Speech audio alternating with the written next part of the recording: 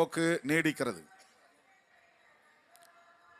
ஒரே சாதிக்குள்ளேயே திருமணம் செய்து கொள்ள வேண்டும், சாதி விட்டு சாதி திருமணம் செய்யக்கூடாது என்பதுதான் சனாதன தர்மத்தின் அடிப்படையான கோட்பாடு. வேறு எந்த மதத்திலும் இல்லாத ஒன்று. சாதி விட்டு சாதி திருமணம் செய்வது பெரும் குற்றம். அப்படி யாரேனும் காதல் செய்தால் அவர்களை கொடூரமாக கொலை செய்ய வேண்டும் என்கிற ஒரு தண்டனை நடைமுறை என்பது இந்த சமூகத்தில்தான், இந்து சமூகத்தில்தான் நீடிக்கிறது. சாதி கலப்பு ஏற்பட்டுவிடக்கூடாது, இரத்த கலப்பு ஏற்பட்டுவிடக்கூடாது. அகமண முறை, ஆங்கிலத்திலே எண்டோகேமஸ் என்று சொல்வார்கள். ஒரே சாதிக்குள் தான் எத்தனை தலைமுறைகள் ஆனாலும் திரும்ப திரும்ப திரும்ப திரும்ப திருமணம் செய்து கொள்ள வேண்டுமே தவிர சாதி விட்டு சாதி திருமணம் செய்யக்கூடாது. இது எஸ்சி மக்களுக்கு மட்டும் எதிரானதல்ல. பட்டியல் சமூகத்தை சார்ந்த பெண்ணையோ ஆணையோ காதலித்து திருமணம் செய்யக்கூடாது என்று மட்டும் இல்லை. பட்டியல் சமூகம் அல்லாத பிற சமூகங்களில், ஆங்கிலத்திலே ஓபிசி என்று சொல்லுகிற அதர் பேக்வர்ட் கிளாஸஸ் அல்லது வர்ணாசிரம தர்மப்படி சொல்லப்படுகிற சூத்திரர்கள், வைசியர்கள், சத்திரியர்கள், பிராமணர்கள் என்கிற இந்த 4 வருணங்களுக்குள்ளேயும் மாறி மாறி திருமணம் செய்யக்கூடாது.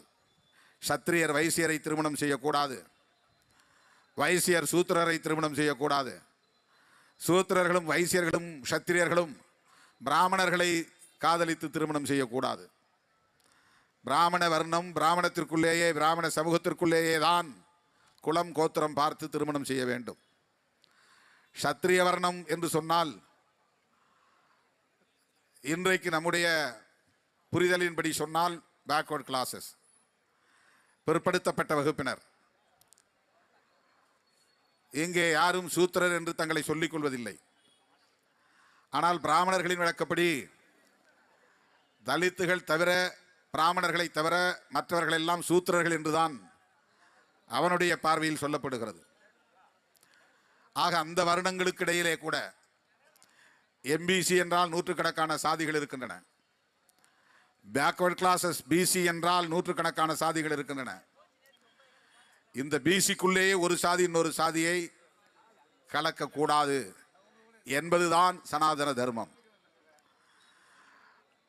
எம்பிசிகளுக்குள்ளே கூட சாதி கலப்பு ஏற்பட்டுவிடக் கூடாது என்பதுதான் காலம் காலமாக கடைபிடிக்கப்பட்டு வருகிற சனாதன தர்மம்.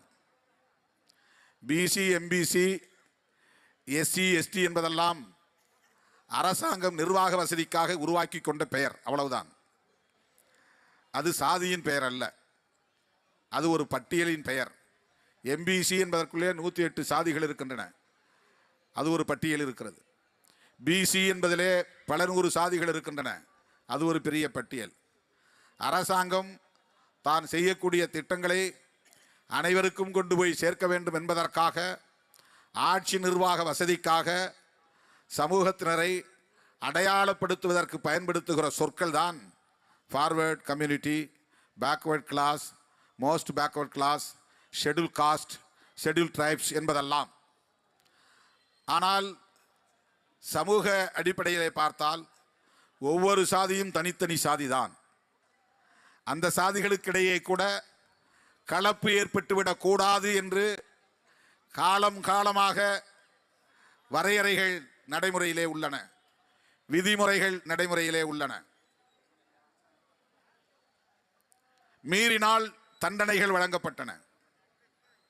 ஊரை விட்டு வெளியே தள்ளி வைப்பார்கள், சமூகத்தோடு சேர்க்க மாட்டார்கள். சமூக விலக்கு என்கிற பெயரால் சாதியிலிருந்து விலக்கி வைப்பார்கள். அவன் சாதி கட்ட பய என்று திட்டுவார்கள். சாதி கட்ட பய என்று சொன்னால் அவனுக்கென்று ஒரு குறிப்பிட்ட சாதியை சொல்ல முடியாது, கலப்பு ஏற்பட்டு விட்டது. அம்மா ஒரு சாதி, அப்பா ஒரு சாதி, தாத்தா ஒரு சாதி, பாட்டி ஒரு சாதி. அதனால் இவன் என்ன சாதி என்று அடையாளப்படுத்த முடியாது. எனவே அவனை பலப்பட்டறை என்பார்கள் அல்லது சாதி கேட்ட பயல் என்பார்கள். பலப்பட்டறை என்றால் பல சாதிகள் ஒரு குடும்பத்துக்குள்ளே இருக்கும். உங்க அப்பா என்ன சாதி? அவர் ஒரு பிசி. அம்மா என்ன சாதி? அவங்க பிராமின். அப்படின்னா ஓன் சாதி என்ன? விருப்பப்படி எடுத்துக்கிறது, வசதிக்கு தகுந்த மாதிரி. பிசின்னு போட்டுக்கிட்டா அரசாங்க சலுகை கிடைக்கும்னா பிசின்னு போட்டுக்கிறது, இல்லைன்னா எஃப்சின்னு போட்டுக்கிறது. அவங்க 2 பேருடைய அப்பா, அம்மாவுடைய அப்பா அம்மா, அப்பாவுடைய அப்பா அம்மா, அவங்க இன்டர் காஸ்ட்ல இருந்தாங்கன்னா எந்த சாதின்னு தெரியாது, போட்டுக்க, விருப்பப்படி போட்டுக்கொள்வது. இப்படிப்பட்டவர்களை அந்த காலத்தில் அரசாங்கம் இவர்களை எல்லாம் பட்டியல்படுத்தாத காலத்தில் எஸ்சியை மட்டும் பட்டியல் சாதின்னு சொல்லக்கூடாது, எல்லாமே பட்டியல் சாதி தான். எல்லாருக்குமே பட்டியல் உண்டு, எல்லாருக்குமே பட்டியல் உண்டு. கான்ஸ்டிடியூஷன்ல ஷெட்யூல் காஸ்ட் அம்பேத்கர் அதை வகைப்படுத்த சொன்னார், அவ்வளவுதான். ஆனால் எல்லாருக்குமே இப்போ எம்பிசி பட்டியல்னு 108 சாதி இருக்கு, பிசி பட்டியல்னு நூற்றுக்கணக்கான சாதிகள் இருக்கு, ஃபார்வர்ட் கம்யூனிட்டிஸ் அப்படின்னா அது நூற்றுக்கணக்கான சாதிகள் இருக்கு. வெறும் பிராமன் மட்டும் ஃபார்வர்ட் கம்யூனிட்டி இல்லை, பிள்ளைமாரிலே ஃபார்வர்ட் கம்யூனிட்டி உண்டுங்க. ஒரு 20 வருஷத்துக்கு முன்னாடி, ஒரு 50 வருஷத்துக்கு முன்னாடி எஃப்சின்னு போட்டவங்கலாம் இப்போ பிசின்னு போட்டுக்கிறாங்க. அரசாங்கம் பார்த்தா யாரை வேணாலும் பிசின்னு போட்டுக்கலாம், எஃப்சின்னு போட்டுக்கலாம். கை வைக்க முடியாதது எஸ்சி மட்டும்தான். கான்ஸ்டிடியூஷனில் கொண்டு வந்து வச்சுட்டாங்க, நினைச்சபடி மாற்ற முடியாது. எஸ்சியில் வேண்டாம் எங்களை பிசியில் போடுன்னா இவங்களால மாநில அரசால் கை வைக்க முடியாது. அது பார்லிமெண்ட்டில் 2 ஹவுஸ்லையும் பேசி அங்கே பெரும்பான்மையை ஒத்துக்கிட்டாதான் அவங்க மாற்ற முடியும், கான்ஸ்டிடியூஷனில் மாற்ற முடியும். ஆனால் பிசி எம்பிசியில் மாநில அரசாங்கமே மாற்ற முடியும். இந்த சாதி பெரிய சாதியாக இருக்குது, இவங்க ஓட்டு நமக்கு முக்கியமாக இருக்குது, அவங்க கோரிக்கை வைக்கிறாங்க, எங்களை எஃப்சியில் வைக்காதீங்க, எங்களை பிசியில் வைங்கன்னு கேட்டால் பிசியில் வச்சுருவாங்க. இப்போ குஜராத்தில் பட்டேல்னு ஒரு சாதி இருக்குது, அவங்கெல்லாம் பெரிய தனவந்தர்கள். தனவந்தர்கள்னால் செல்வ சீமான்கள், அவங்க வணிகத்தில் பெரிய சக்திகள். அவங்கள கொண்டாந்து பிசியில் சேர்த்துட்டாங்க. ஏன்னா அவங்க பெரிய போராட்டங்கள்லாம் நடத்தி எங்களுக்கு இடஒதுக்கீடு கிடைக்கல, கல்வியில் எங்களுக்கு வாய்ப்பு கிடைக்கல, எங்களை ஏன் எஃப்சியில் வச்சுருக்கிறீங்க, எங்களை பிசியில் மாற்றுங்கன்னு சொன்ன உடனே பிசியில் மாற்றிட்டாங்க. போராட்டம் நடத்துறது தான். இப்போ மருத்துவர் ராமதாஸ் போராட்டம் நடத்துறதுக்கு முன்னாடி வன்னியர் உள்ளிட்ட எல்லா சாதியும் பிசியில் தான் இருந்துச்சு. அப்போ ஒரே சாதி தான். 1989க்கு முன்பு வரையில் தமிழ்நாட்டில் எஃப்சி, பிசி, எஸ்சி அவ்வளவுதான். எஸ்டி 4 பட்டியல். மருத்துவர் ராமதாஸ் அவர்கள் நடத்திய போராட்டத்திற்கு பிறகு கலைஞர் மறுபடியும் ஆட்சிக்கு வந்தபோது அந்த கோரிக்கைகளை பரிசீலிக்கிறோம் என்று தேர்தல் வாக்குறுதி தந்ததனால் அவர் பிசியை 2ஆக பிரித்தார். பிசி, எம்பிசின்னு. மோஸ்ட் பேக்வேர்ட், மற்றவங்கெல்லாம் பேக்வேர்ட். பிற்படுத்தப்பட்டவர்கள், மிகவும் பிற்படுத்தப்பட்டவர்கள். இதுவெல்லாம் அரசு ஆட்சி நிர்வாக வசதிக்காக உருவாக்கி கொண்டவை. இதில் ஒவ்வொரு சாதியும் இன்னொரு சாதியை விட மேலானது அல்லது தாழ்வானது என்கிற உளவியலை கொண்டிருக்கிறது. இப்போ மற்றவெல்லாம் என்ன நினைக்கிறான்னா, எஸ்சி மட்டும்தான் கீழ் சாதி, மற்றவங்கெல்லாம் மேல் சாதின்னு நினைக்கிறான். அது உண்மை இல்லை. பிராமணர்களை பொறுத்தவரையில் பிராமணர்கள் மட்டும்தான் உயர்ந்த சாதி, மற்ற எல்லாரும் கீழ் சாதி. இதுதான் அவனுடைய பார்வை. எல்லாரும் சூத்திரவாள் அப்படின்றான். அதில் இன்னொரு நுட்பமான செய்தியை நீங்கள் புரிந்து கொள்ள வேண்டும். பிராமணர்களில் கூட பிராமண பெண்கள் கீழ் சாதி. எவ்வளவு பெண்கள் இருந்தாலும் அவ்வளவு பேரும் 100% பார்ப்பன சமூகத்தை சார்ந்த பெண்மணிகள் சூத்திர சாதி. இதெல்லாம் எங்க இருக்கு அப்படின்னு கேட்டா மனு தர்மத்தில் இருக்கு. அதான் மனுஸ்மிருதி. மனுஸ்மிருதி, மனுன்னு ஒருத்தர் இருந்திருக்கான், அவன் உருவாக்கின ஒரு சட்ட தொகுப்பு. அதுதான் இந்து தர்மத்திற்கான அடிப்படை சட்டம் என்று அன்றைய மன்னர்கள் அதையெல்லாம் ஏற்றுக்கொண்டார்கள். அதை அப்படியே நடைமுறைப்படுத்தினார்கள். நாம் சொல்ற வீராதி வீரர்கள், சூராதி சூரர்கள், பாண்டிய மாமன்னர்கள், சோழ மாமன்னர்கள், சேர மாமன்னர்கள், இவர்கள்லாம் ஒரு காலத்தில் பார்ப்பனர்களுக்கு கட்டுப்பட்டு அவன் சொல்ற மந்திரம்தான் வேதம், அவன் ஓதுகிற வேதத்தால் தான் நாம் வாழ்கிறோம் என்று நம்பி அவர்கள் என்னென்னவெல்லாம் செய்ய சொன்னார்களோ அதையெல்லாம் செய்தார்கள். கோயில் கருவறைக்குள்ளே இருந்த தமிழை தூக்கி போட்டு சமஸ்கிருதத்தை கொண்டு வந்தாங்க. மன்னர்கள் தான் செய்தார்கள். தனித்தனியா வாழிடங்கள் இருக்கணும், பிரிச்சு வச்சாங்க. பார்ப்பனர்களுக்கு பாதுகாப்பு வேணும், அவங்களுக்கு கோதானம் பூதானம் எல்லாம் கொடுக்கணும், கொடுத்தாங்க. பூதானம்னா பூமி தானமாக கொடுக்கறது. 5 ஏக்கர் வச்சுக்கோ, 10 ஏக்கர் வச்சுக்கோ, இதை வச்சு விவசாயம் பண்ணிக்கோ, யார்த்தையாவது குத்தகை விட்டு அதிலிருந்து வரக்கூடிய வருமானத்தை வச்சு பிழைச்சிக்கோ. கோதானம் பசுமாடு கொடுக்கறது, பூதானம் நிலம் கொடுக்கறது, கிராமங்களையே கொடுக்கறது. மங்களம் மங்களம் முடிகிற கிராமங்கள்லாம் பார்ப்பனர்களுக்காக மன்னர்கள் கொடுத்த மங்களம். அது மங்களம்னு ஒரு ஊர் முடியுதுன்னா ஆறுமுக மங்கலம்னா அங்கே பிராமணர்கள் இருந்திருப்பாங்க. சதுர்வேதி மங்கலம்னா அது பிராமணர்களுக்குரிய இடம். அப்படியெல்லாம் மன்னர்கள் கொடுத்தார்கள். அந்த மன்னர்களால் உருவாக்கப்பட்ட சாதிய கட்டமைப்பில் தான் சாதி விட்டு சாதி திருமணம் செய்தால் படுகொலை செய்கிற போக்கு இருந்தது. குல தர்மத்தை மீறக்கூடாது, மனு தர்மத்தை மீறக்கூடாது. தவம் செஞ்சான்னு சம்புகனை வெட்டி கொண்டாங்க. நீ ஒரு சூத்திர, நீ எப்படி தவம் இருக்கலான்னு ராமன் போய் சம்புகனை கொண்டதா ராமாயணத்தில் கதை இருக்கு. வில்வித்தை கற்றுக்கொண்டான் என்பதற்காக ஏகலவன் கைவிட்டலை கட்டை விரலை வெட்டினான் துரோணாச்சாரி. இது மகாபாரதத்தில் வருது கதை. ராமாயணம் எந்த வருஷம் உருவானதுன்னு யாருக்கும் தெரியாது. மகாபாரதம் எந்த ஆண்டு உருவானதுன்னு தெரியாது. ஆனால் மகாபாரதத்துக்குள்ளேயும் ராமாயணத்துக்குள்ளே இருக்கிற கதை என்னன்னா சனாதன தர்மத்தை அடிப்படையாக கொண்ட கதைகள் தான், புராண கதையாளர்கள் தான்.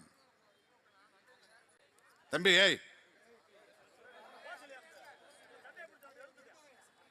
அந்த சனாதன தர்மத்தின் உயிர் மூச்சு கோட்பாடு என்னவென்றால் சாதி விட்டு சாதி திருமணம் செய்தால் படுகொலை செய்யணும், 2 பேரையும் கொல்லணும், யாரையும் உயிரோட வச்சுக்க கூடாது.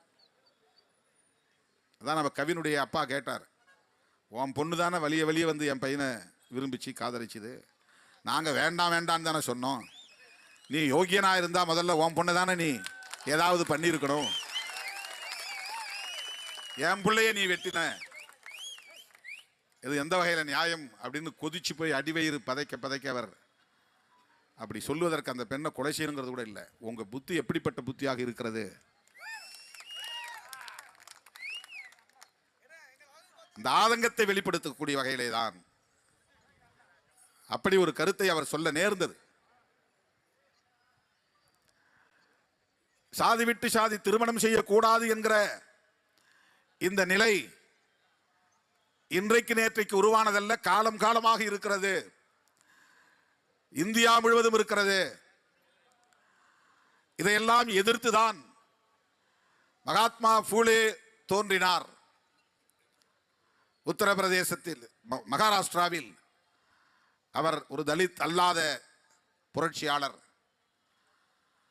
கல்வி விழிப்புணர்வு ஏற்பட்டால் காலப்போக்கிலே இவையெல்லாம் மாறும் என்று அவர் கருதினார்.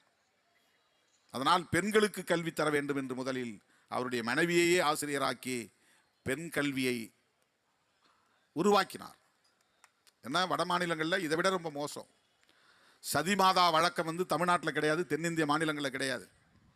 புருஷன் சேத்தா பொண்டாட்டியை தூக்கி கட்டையில் வச்சு உடன்கட்டை ஏற வச்சு உயிரோட கொளுத்துகிற வழக்கம். கணவன் இறந்த பிறகு அவள் உயிரோடு இருந்தால் நடத்தை கெட்டவளாக மாறிவிடுவாள், அது கணவனுக்கு செய்கிற துரோகம். ஆகவே கணவன் இறந்த உடனேயே அவளை உடன்கட்டை ஏற வைத்து உயிரோடு கொளுத்து விட்டால் அவள் தெய்வமாகிவிட்டாள் என்று அவளுக்கு கோவில் கட்டி வழிபடுகிற வழக்கம் வட மாநிலங்களிலே ஒரு காட்டுமிராண்டித்தனம் 20ஆம் நூற்றாண்டு வரையில் நீடித்தது. இன்னும் கூட இருக்கலாம், வெளிச்சத்திற்கு வரவில்லை.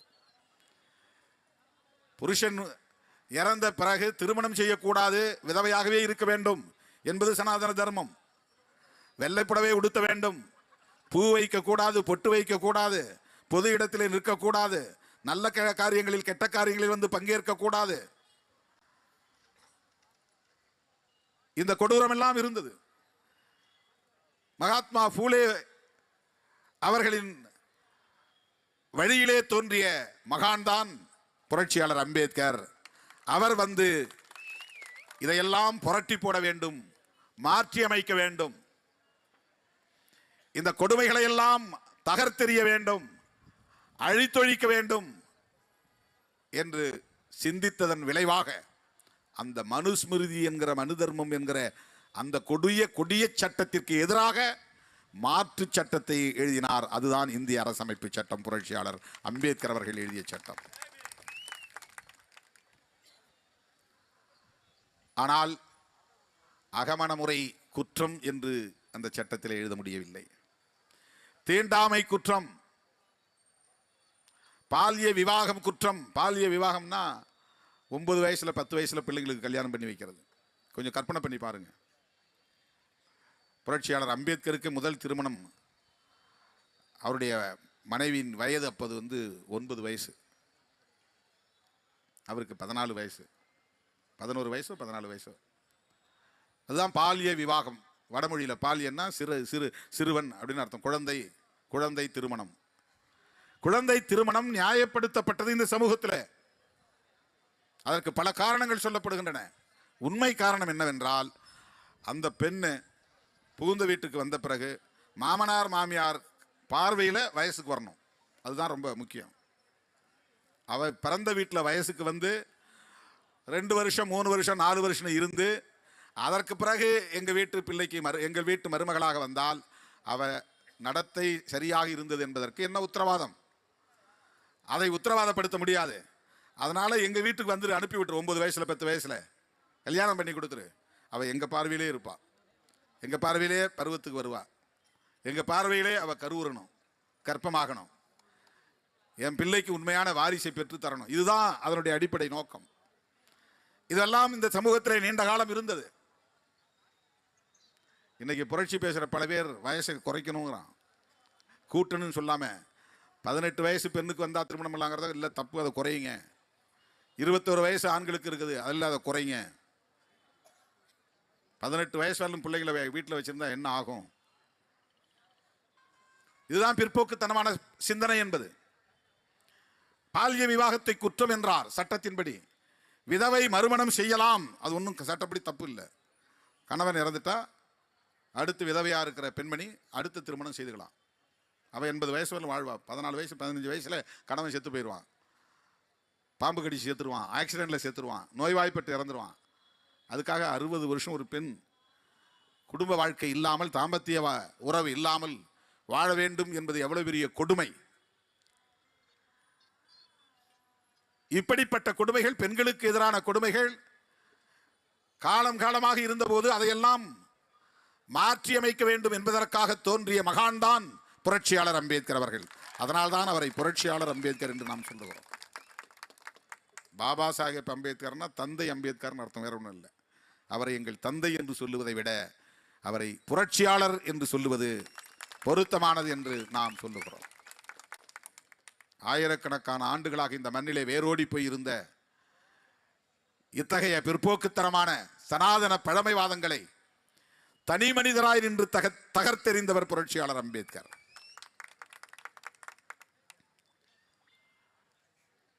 அந்த அரசமைப்பு சட்டத்தில் இவையெல்லாம் குற்றச் செயல்களாக கருதப்பட்டாலும் அகமண முறை என்கிற ஒரே சாதிக்குள்ளேயே திருமணம் செய்து கொள்ளலாம் என்பதை தடுக்க முடியவில்லை. சாதி விட்டு சாதி திருமணம் செய்தால் குற்றம் என்று சொன்னது எது? மனு தர்மம். பால்ய விவாகம் செய்வது நியாயம் என்று சொன்னது எது? மனு தர்மம். விதவை திருமணம் செய்யக்கூடாது என்று சொன்னது எது? மனு தர்மம். உடன்கட்டை ஏறுவது நியாயம்தான் என்று சொன்னது எது? மனு தர்மம். அதையெல்லாம் தகர்க்கக்கூடிய ஒரு வலிமை பெற்றதாக அரசமைப்பு சட்டம் உருவானது. ஆனால் சாதி விட்டு சாதி திருமணம் செய்தால் குற்றம் இல்லை என்பதை அனுமதிக்கிறது. அகமண முறையை குற்றம் என்று சொல்ல முடியவில்லை. சாதி விட்டு சாதி திருமணம் செய்தால் இன்டர்காஸ்ட் மேரேஜ் லீகலி அப்ரூவ்டு, சட்டப்படி செல்லும், அது ஒன்றும் தப்பு கிடையாது, குற்றம் கிடையாது.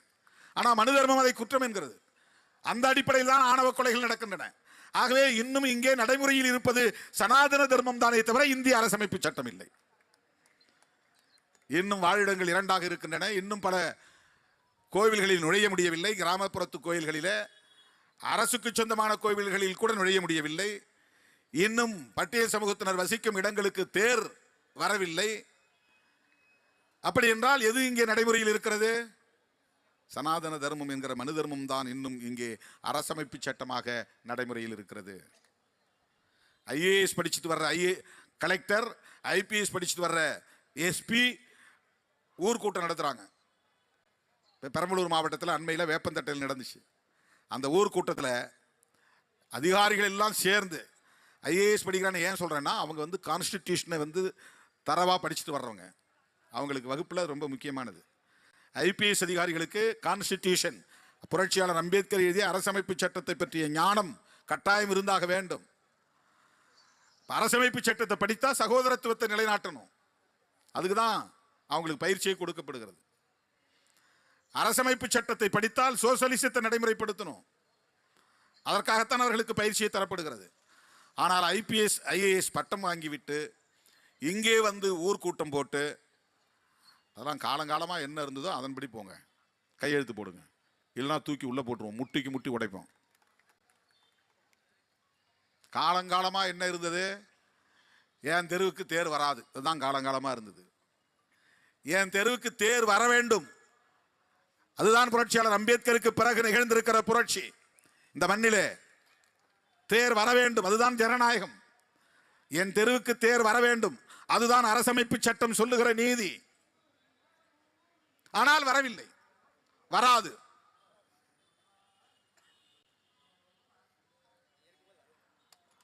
அரசமைப்பு சட்டத்தை நடைமுறைப்படுத்துவதற்கே ஐஏஎஸ் ஐபிஎஸ் படித்த அதிகாரிகள் தயாராக இல்லை என்பதுதான் நாம் அறிந்து கொள்ள வேண்டிய கசப்பான ஒரு உண்மை.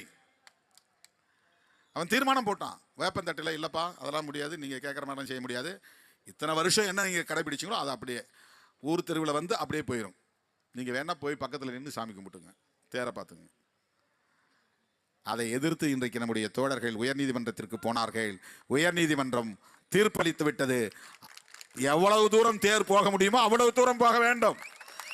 பட்டியல் சமூகத்தினர் வாழக்கூடிய அனைத்து தெருக்களிலும் தேர் போக வேண்டும். நீதிமன்றம் சொல்றதையும் கேட்க மாட்டேங்கிறான் போலீஸ். அதுதான் பிரச்சனை.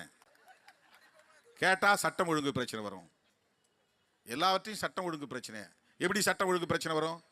இல்லை நீங்கள் தேரை கூப்பிட்டீங்கன்னா அவங்க வந்து கிளர்ந்து எழுவார்கள், பெரிய பிரச்சனை ஆயிரும், லாண்ட் ஆர்டர் பிரச்சனை ஆயிரும், அவங்க ஊர் புகுந்து அடிப்பாங்க, தீ வைப்பாங்க. அது சட்டவிரோதம் தானே? சட்டவிரோதம் தான். அதை கட்டுப்படுத்த வேண்டியது தானே? கட்டுப்படுத்தினா சட்டம் ஒழுங்கு அதிகரிக்கும், பாதிக்கப்படும், ரொம்ப பிரச்சனையாகும். அவங்க பேருந்து அடித்தா நாங்கள் வேடிக்கை தான் பார்ப்போம், கடை கண்டைகளை சூறையாடினால் வேடிக்கை தான் பார்ப்போம், போலீஸே அடித்தால் வேடிக்கை தான் பார்ப்போம். ஏன்? அப்போ தான் நாங்கள் சட்டம் ஒழுங்கை காப்பாற்ற முடியும். இதான் ஐபிஎஸ் ஐஏஎஸ் வீர தீர செயல்கள். இதான் நடக்குது, நாடு முழுக்க இதுதான் நடக்குது. இதே ஒரு குற்றம் வந்து ஒரு தலித் பையன் செஞ்சிட்டான்னா அவனை தேடிக்கிட்டு வீட்டுக்கு போகிற போலீஸ் வீட்டில் போய் அப்பா அம்மாவை அவன் இவன் வாடி போடின்னு கண்ணா பின்னான்னு வல்கரா பேசுவாங்க. இல்லைன்னா அவங்கள தூக்கிட்டு போய் ஸ்டேஷன் வச்சுருவாங்க. உன் பிள்ளை வர்றதால நீங்கள் உள்ளே உட்காரணும். இது நடக்குதா நடக்கவில்லையா? அப்போது மட்டும் போலீஸுக்கு எங்கிருந்து வந்தது வீரம்? ஐஏஎஸ் படித்தவர்களுக்கு ஐபிஎஸ் படித்தவர்களுக்கு எங்கிருந்து வந்தது வீரம்? இதை கேட்போமா கேட்க மாட்டோமா? அம்பேத்கரின் பிள்ளைகளாக இருந்து இதை கூட பேசவில்லை என்றால் நாங்கள் எப்படி? எவ்வளவு பெரிய கொடுமை பாருங்க. நீ எஃப்ஐஆர்ல பேர் போட்டிருக்கீங்க, கவினை கொலை செய்ததில் அப்பா அம்மா மகன் 3 பேருக்கும் தொடர்பு இருக்குன்னு எஃப்ஐஆர்ல பேர் இருக்குது. போட்டது யாரு? போலீஸ். ஆனால் முதல்ல என்ன பண்ணாங்கன்னா அவனே டைப் பண்ணுறான். யாரு? கவினுடைய அம்மாவோ அப்பாவோ புகார் எழுதி கொடுக்கல. அந்த காவல் நிலையத்தில் இருக்கிற ஆய்வாளரே அல்லது உதவி ஆய்வாளரே அவங்களே ஒரு ஸ்டேட்மெண்ட் கையெழுத்து போடுங்க. இது எவ்வளவு பெரிய அநீதி இது! நல்ல வேளை அவங்க கையெழுத்து போட மறுத்துட்டாங்க. அதற்கு பிறகு அவங்க சொன்னதை அவன் டைப் பண்ணி எஃப்ஐஆராக போட்டு நம்ம கையில் கொடுத்துருக்குறாங்க. எஃப்ஐஆரில் பேர் போட்டுட்டா சட்டப்படி அவர்களை கைது செய்து விசாரிக்க வேண்டும். அதுதானே ப்ரொசீஜர். அதுதானே ப்ரொசீஜர். இப்போ ஒருத்தன் சரண்டர் ஆயிட்டான், நான் தான் கொன்னேன்னு. அவங்க அப்பாவுக்கு அம்மாவுக்கு அதில் தொடர்பு இருக்கிறது, அவர்கள் உடந்தையாக இருந்திருக்கிறார்கள்.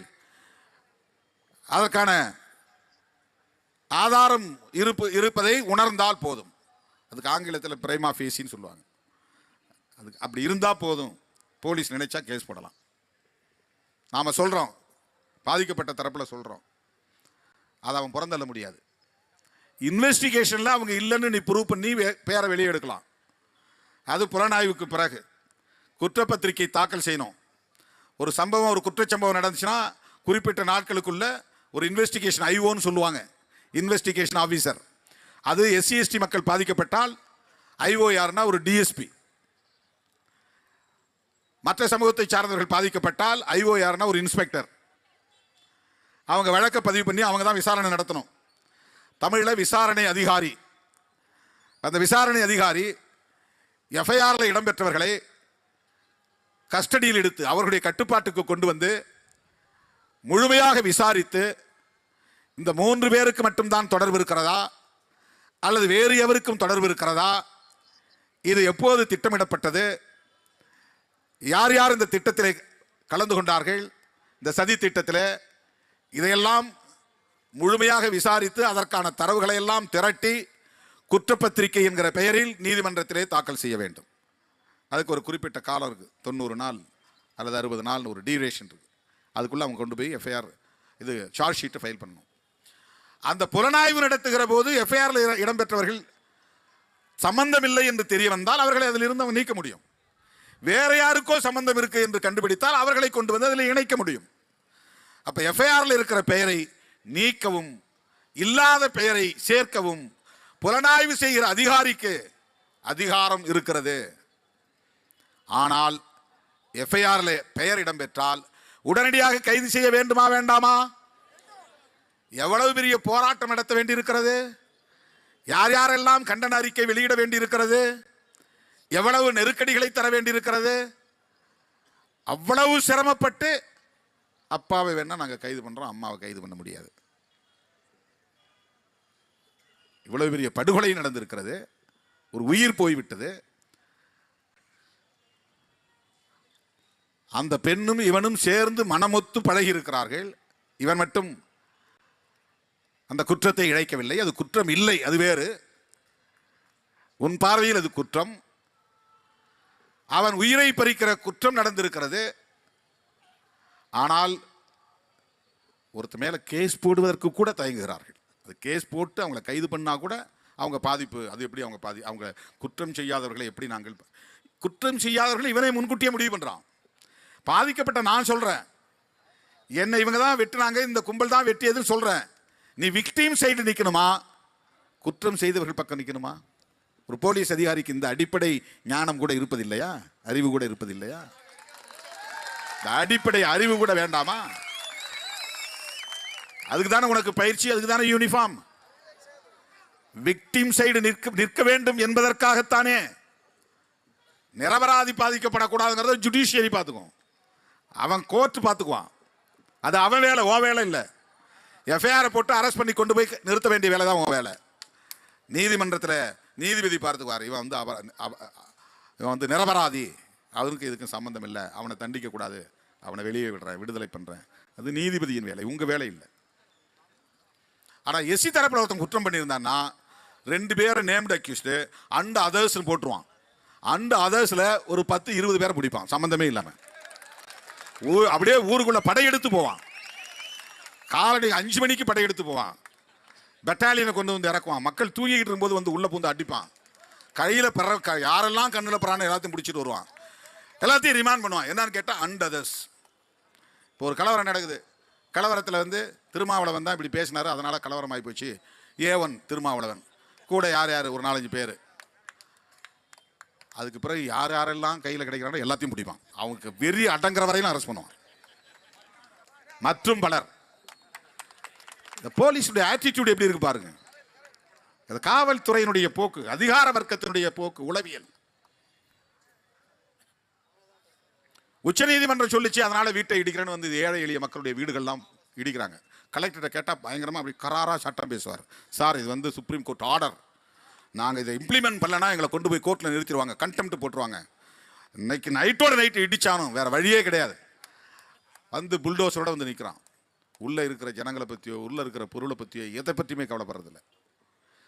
அந்த ஆர்டரை இம்ப்ளிமெண்ட் பண்ணுறதுக்கு அப்படி துடிக்கக்கூடிய ஆட்சி நிர்வாகம்.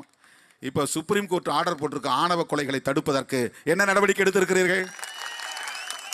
2018ஆம் ஆண்டு Shakti Vahini versus government of India, Shakti Vahini அப்படிங்கிற ஒரு அமைப்பு ஒரு வழக்கு போடுறான். ஒன்றிய அரசாங்கத்தை எதிர்த்து, யூனியன் கவர்மெண்ட்டை எதிர்த்து இப்படி நாடு முழுக்க ஆணவ கொலைகள் நடக்குது. இதுக்கு இங்கிலீஷ்ல பேர் ஹானர் கில்லிங்.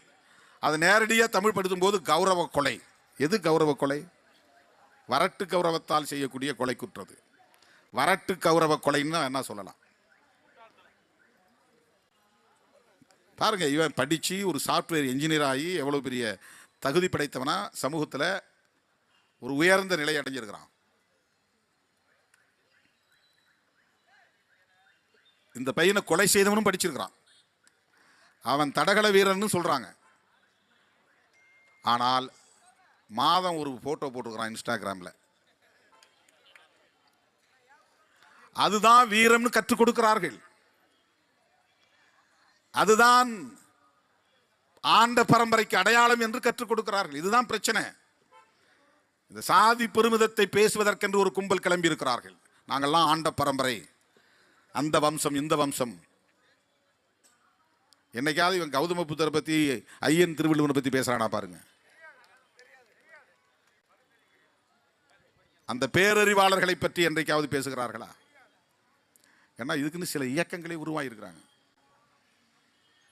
என்னடா காதல் பண்றீங்க, ஜீன்ஸ் போட்டுக்கிட்டு, டிஷர்ட் போட்டுக்கிட்டு, கூலிங் கிளாஸ் போட்டுக்கிட்டு வந்து எங்க பெண்களை மயக்கிறீங்களான்னு. இது என்ன? இது எவ்வளவு பெரிய கேவலமான ஒரு ஸ்டேட்மெண்ட் இது. இது வந்து ஜீன்ஸ் பேண்ட் போட்டவனை இழிவுபடுத்துறது இல்லை, உங்க சமூகத்தை சார்ந்த பெண்களை இழிவுபடுத்துகிற ஒரு சொல்லு.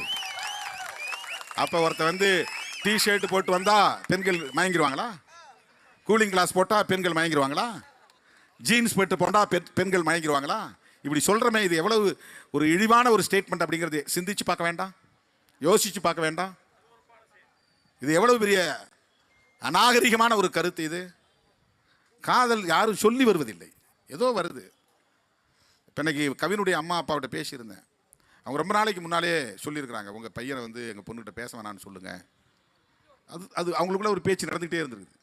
இவங்களும் தம்பி அப்படிலாம் வேண்டாம் வேண்டாம், நமக்கு எதுக்கு வம்பு, நீ ஒழுங்காக படிச்சிருக்கிற, நல்ல சம்பளம் வாங்குற, உனக்கு ஒரு கல்யாணத்தை நாங்கள் பண்ணி வைப்போம், நீ அமைதியாக இரு சொல்லியிருக்கிறாங்க. இன்றைக்கி அந்த அந்த பெண்மணி, அந்த தங்கை சுபாஷினி பேட்டியில் என்ன சொல்லியிருக்காங்கன்னா, நாங்கள் 2 பேரும் பியூர் லவ் பண்ணோம், பியூராக லவ் பண்ணணும், அதாவது தூய்மையாக நாங்கள் காதலிச்சோன்னு சொல்லியிருக்குது.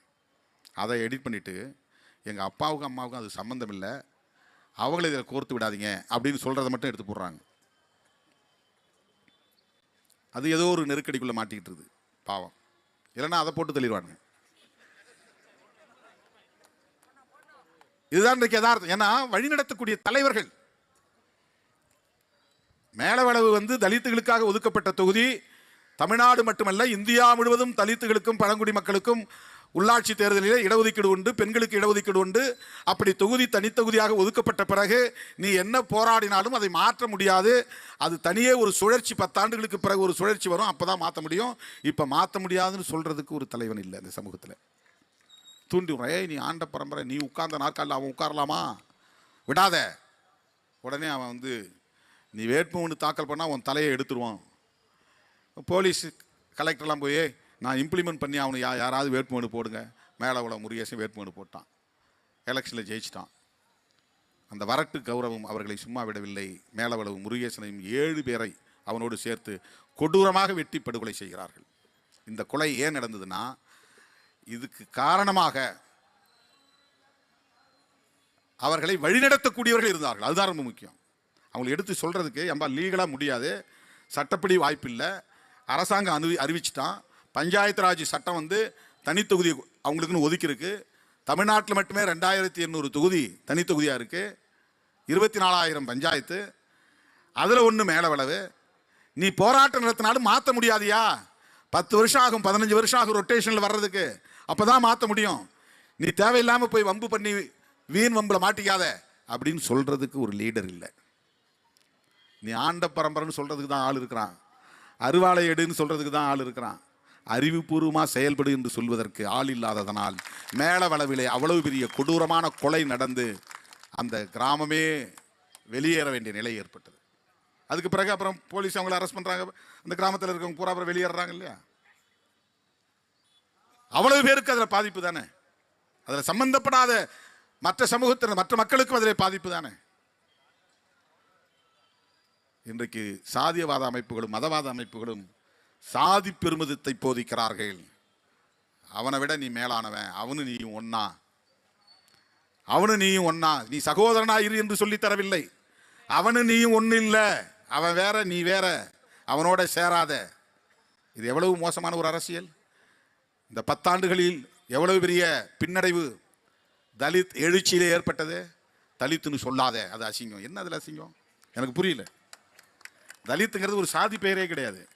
அகில இந்திய அளவில் பட்டியல் சமூகத்தினரை அடையாளப்படுத்துவதற்காக சர்வதேச ஒரு சொல்லாடல் அது. தலித்துன்னு போய் அமெரிக்காவில் சொன்னால் அவன் புரிஞ்சுக்குவான் யாருன்னு.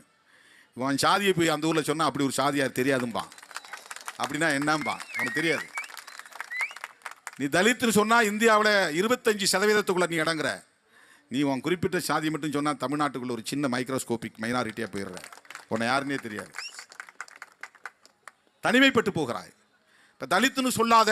இப்போ ஒரு கும்பல் கிளம்பியிருக்கிறான், திராவிடன்னு சொல்லாத. அறிவு கெட்ட கும்பல், கொஞ்சம் கூட அடிப்படை அறிவே இல்லாத கும்பல், தங்களின் அரசியல் ஆதாயத்திற்காக மக்களை தவறாக வழிநடத்தக்கூடிய அரசியல் ஞான சூனியங்கள். திராவிடங்கிறது என்ன சாதி பேரா? அது திராவிடன் சொன்னா என்ன ஆயிரும்? திராவிடன் சொல்லிட்டா தமிழனுங்கிற உணர்வு இல்லாமல் போயிருமா? எல்லாம் மடைமாற்றம் செய்கிற கேவலமான அரசியல் இது. திராவிடன் சொன்ன உடனே தெலுங்கு எதிர்ப்பு, கன்னட எதிர்ப்பு. பெரியார் என்ன மொழி, என்ன அவன் என்ன சாதின்னு தோன்றான். அவருக்கு தெலுங்குரா கன்னடரான்னு. இப்போ அம்பேத்கர் மராட்டியர்னு ஒதுக்கிடுவியா நீ? காரல் மார்க்ஸ் ஜெர்மானியர்னு ஒதுக்கிடுவியா? இது எவ்வளவு பிற்போக்குத்தனமான சிந்தனை இது! இந்த கும்பல் தான் சாதி பெருமிதத்தை இன்றைக்கு உயர்த்தி பிடிக்கிறார்கள். அதனால்தான் இன்றைக்கு தமிழ்நாட்டிலே ஆணவ கொலைகள் அதிகரித்து வருகின்றன. அதனால்தான் நாம் சங் பரிவார் கும்பலோடு கவனமாக இருங்கள், எச்சரிக்கையாக இருங்கள் என்று நாம் சொல்லுகிறோம். நீ எனக்கு ஓட்டு போடு, ஓட்டு போடாம போ, உன்னுடைய வருங்காலத்தை எதிர்காலத்தை பாதுகாத்துக்கொள். சங்க பரிவாரங்களை இங்கே வளர்த்து விட்டீர்களானால் நாளுக்கு ஒரு ஆணவ கொலைகள் இங்கே விடும். சாதியின் பெயராலும் மதத்தின் பெயராலும் வன்முறைகள் இங்கே வெறியாட்டம் போடும். அதுதான் நடக்கும். உத்தரப்பிரதேசத்தில் நடப்பதைப் போல, பீகாரிலே நடப்பதைப் போல. குஜராத்தில் 5 முறை மோடி முதலமைச்சராக இருந்தார். அந்த ஊரில் என்ன முன்னேற்றம் ஏற்பட்டு போய் பாருங்க. எவ்வளவு பேர் கல்வி வளர்ச்சியில் அடங்கியிருக்கிறாங்க.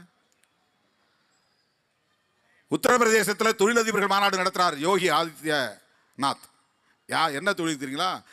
சாராயம் காய்ச்சக்கூடிய தொழிலதிபர்கள் மாநாடு. பெஸ்ட் கம்பெனிஸ்லாம் வாங்க, முதலீடு செய்யுங்க. யார் வீட்டு பிள்ளைகளுடைய எதிர்காலம் பாழாகும் யோசித்து பாருங்க. ஒரு முதலமைச்சர் தொழிலதிபர்கள் மாநாடு நடத்துறாரு. எதுக்காக? Exclusively for liquor. சாராயம் காய்ச்சறதுக்கு மது உற்பத்தி செய்யக்கூடிய தொழிலதிபர்களுக்கு ஒரு மாநாடு நடத்தி அந்த தொழில் முதலீடுலாம் செய்யுங்க, இங்க மது உற்பத்தி பண்ணுங்கன்றான். கல்வி தந்தையர்களுக்கு மாநாடு நடத்தினா சரி. இது நம்ம பிரைவேட்டைசேஷனே விரும்பல, இருந்தாலும் பரவாயில்லை. கல்வி பல்கலைக்கழகங்களை உருவாக்கக்கூடியவங்களாம் கூப்பிட்டு நீங்கள் நிறைய முதலீடு பண்ணுங்க, உங்களுக்கு நான் நிறைய சலுகை தர்றேன், நிறைய இன்னும் மெடிக்கல் காலேஜை உருவாக்குங்க, இன்னும் நர்சிங் காலேஜஸ்லாம் உருவாக்குங்க அப்படின்னு சொன்னால் அது நல்லது. எங்கள் ஊரில் நிறைய மது உற்பத்தி ஆலைகளை கொண்டு வாங்க. அவர் ஒரு யோகி. யோகியை தான் யோகியன்னு சொல்றது, ரொம்ப யோகியன். இவர்களெல்லாம் இந்த வர்ணாசிரம தர்மத்தை பாதுகாப்பதற்காக தலித்துகளையே இந்திய அளவிலே ஒன்று சேர விடாமல் தடுத்து விட்டார்கள். அங்கங்கே தடுப்பு சுவரை கட்டிட்டாங்க.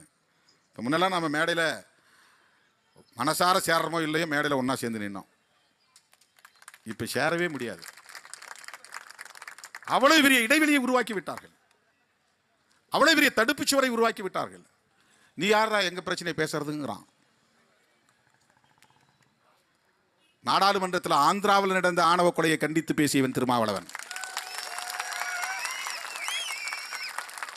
இங்கிருந்து ஆந்திராவுக்கு போன அமிர்தான் ஒரு பெண்ணு, அவன் கணவனை கொண்டுட்டாங்க, கொடூரமாக வெட்டி கொண்டு. அந்த பெண் கர்ப்பிணி பெண்ணாக இருந்தாங்க. வீட்டுக்கு போயிட்டு அந்த குடும்பத்தை சந்தித்து கட்சியின் சார்பில் 1 லட்சம் ரூபாய் இழப்பீடு கொடுத்து விட்டு வந்தோம்.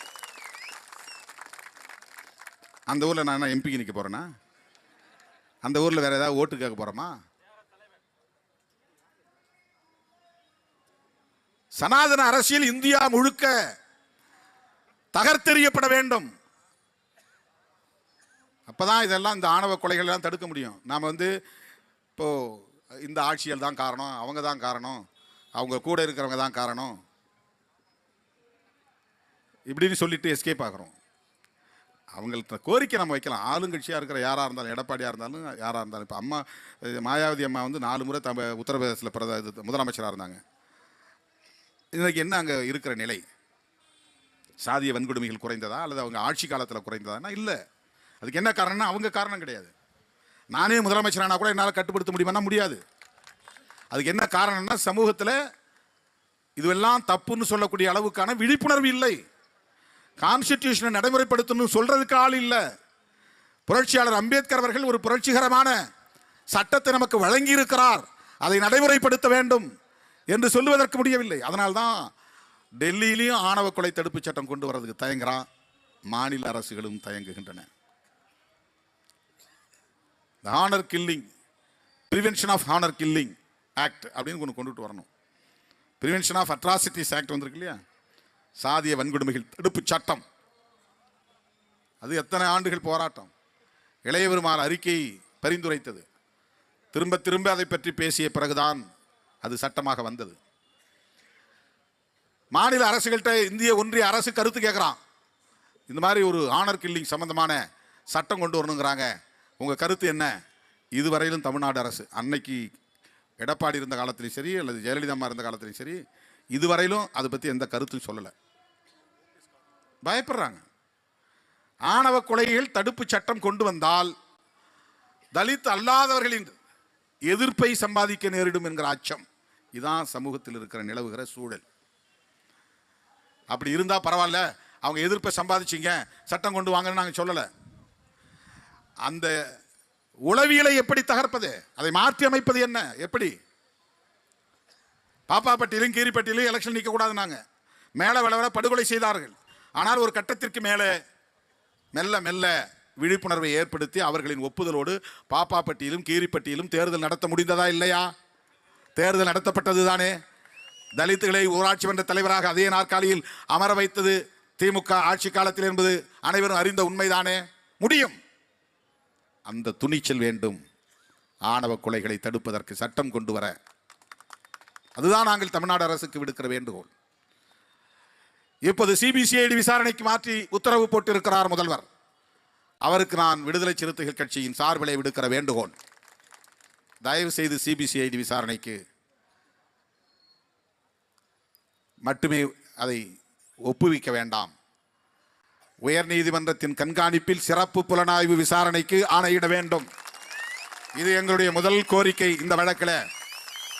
ஏனென்றால் இதில் குற்றம் சுமத்தப்பட்ட 2 பேர் காவல்துறையில் அதிகாரிகளாக இருக்கிறாங்க. அப்பாவும் சப் இன்ஸ்பெக்டர், அம்மாவும் சப் இன்ஸ்பெக்டர், 2 பேரும் போலீஸ் டிபார்ட்மெண்ட். காவல்துறை வழக்கமான சட்டம் ஒழுங்கு காவல்துறை அல்லது சிபிசிஐடி காவல்துறை யாராக இருந்தாலும் அவர்கள் நீதிக்கு சாதகமாக இருப்பார்கள் என்று எப்படி சொல்ல முடியும்? அதுக்கு வாய்ப்பில்லை. காவல்துறையினரை விசாரிக்கக்கூடிய சிபிசிஐடி விசாரணை வேண்டாம்.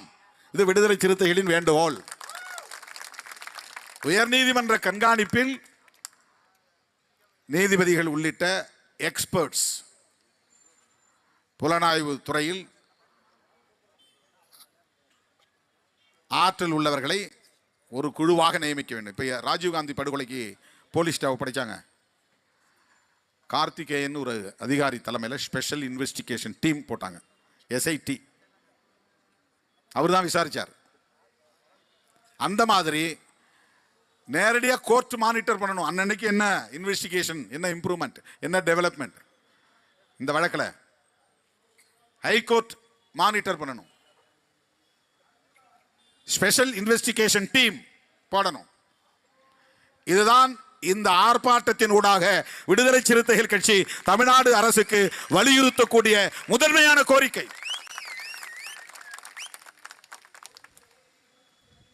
இரண்டாவது,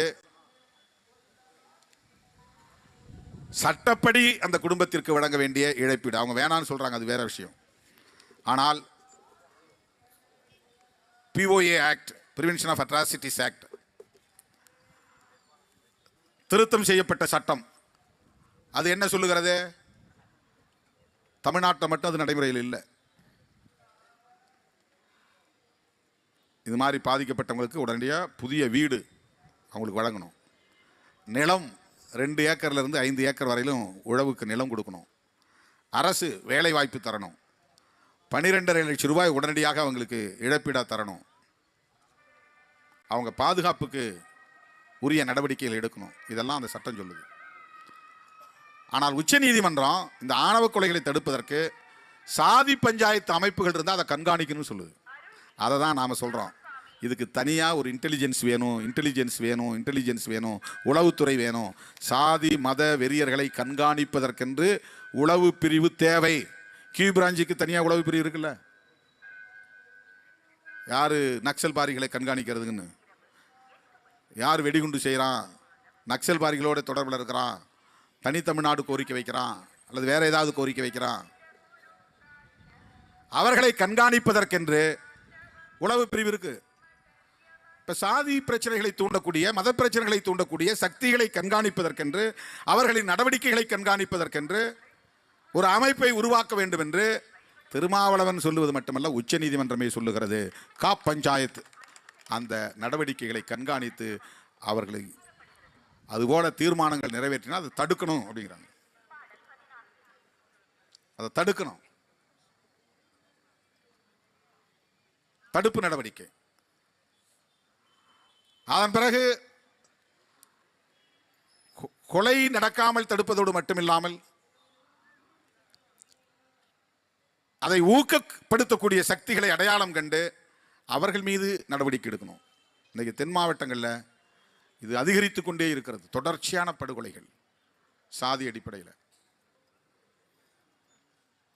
அடுத்தடுத்து நிகழ்கின்றன. இதற்கு ஒரு குறிப்பிட்ட கட்சி பொறுப்பு, ஒரு குறிப்பிட்ட ஆட்சி பொறுப்பு என்று 10வது விலை சொல்லிவிட்டு போக நாங்கள் விரும்பவில்லை. அவர்களுக்கும் பொறுப்பு இருக்கிறது, ஒட்டுமொத்த சமூகத்திற்கும் பொறுப்பு இருக்கிறது, நீதித்துறையினருக்கும் பொறுப்பு இருக்கிறது, காவல்துறையினருக்கும் பொறுப்பு இருக்கிறது, ஜனநாயக சக்திகளுக்கும் பொறுப்பு இருக்கிறது. காலம் காலமாக நீடிக்கிற இந்த சாதிய மனோநிலையை தகர்த்தெறிய வேண்டிய பொறுப்பு நமக்கு இருக்கிறது. அதற்கு என்ன தீர்வு? ஜனநாயகத்தை பரப்ப வேண்டும். அதுதான் ஒரே தீர்வு. எனவே உச்ச நீதிமன்றம் சக்தி வாகினி எதிர் ஒன்றிய அரசு என்கிற வழக்கில் என்ன டைரக்ஷன்ஸ் மாநில அரசுகளுக்கு தந்திருக்கிறதோ அதை நடைமுறைப்படுத்த வேண்டும். இது தமிழ்நாடு அரசுக்கு நாங்கள் விடுக்கிற 2வது கோரிக்கை. Supreme court directions based on Shakti Vahini versus union government of India case. அதன் அடிப்படையில் அவங்க தந்திருக்கிற வழிகாட்டும் நெறிமுறைகளை அல்லது தீர்ப்பை தமிழ்நாடு அரசு நடைமுறைப்படுத்த வேண்டும். 3வது, சட்டம் ஒழுங்கை காப்பாற்றுவதற்கான அதிகாரம் மாநில அரசுக்கு இருக்கிறது என்கிற நிலையிலே ஆணவ கொலைகள் தடுப்பு சட்டத்தை தமிழ்நாடு அரசே இயற்ற வேண்டும். தேசிய அளவில் சட்டம் வேண்டும்.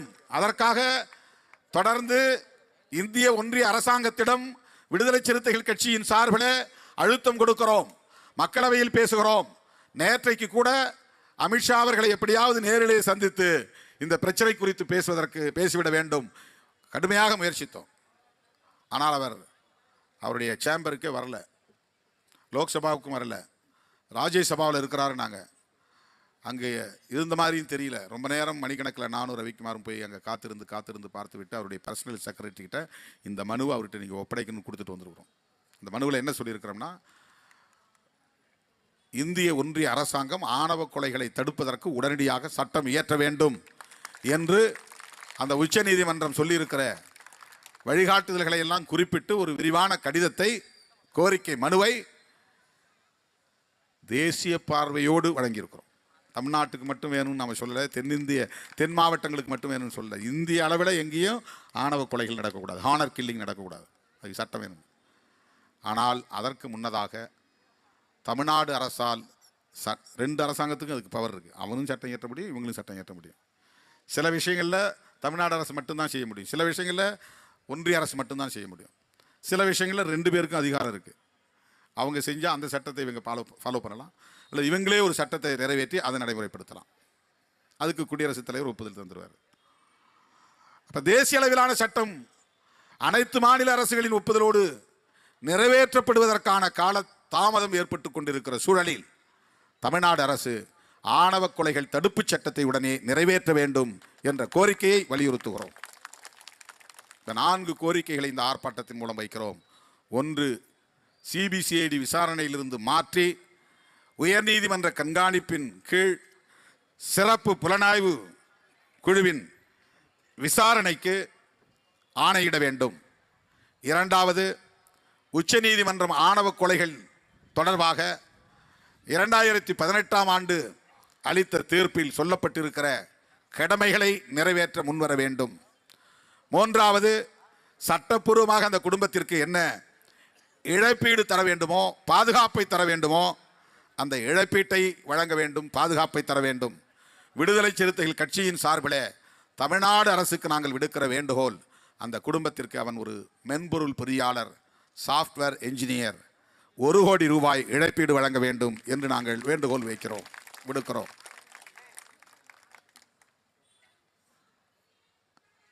4வது, ஆணவ கொலைகள் தடுப்புச் சட்டத்தை நிறைவேற்ற வேண்டும். இந்த 4 கோரிக்கைகளை விடுதலை சிறுத்தைகள் கட்சியின் சார்பில் தமிழ்நாடு முதலமைச்சர் அவர்களை, மாண்புமிகு முதலமைச்சர் அவர்களை நேரிலே சந்தித்து வலியுறுத்துவோம் என்பதை சொல்லி, இத்தகைய ஆணவ படுகொலைகளை தடுப்பதற்கு அனைத்து தரப்பு ஜனநாயக சக்திகளும் ஒருங்கிணைய வேண்டும். இது எஸ்சி நான் எஸ்சி பிரச்சனை அல்ல, இது தேசிய அளவிலான சமூக பிரச்சனை. அனைத்து தரப்பு ஜனநாயக சக்திகளும் ஓரணியில் திரள வேண்டும் என்று கேட்டு இந்த ஆணவ படுகொலையை கண்டித்து முடிக்கிறேன். நன்றி, வணக்கம். அனைவரும்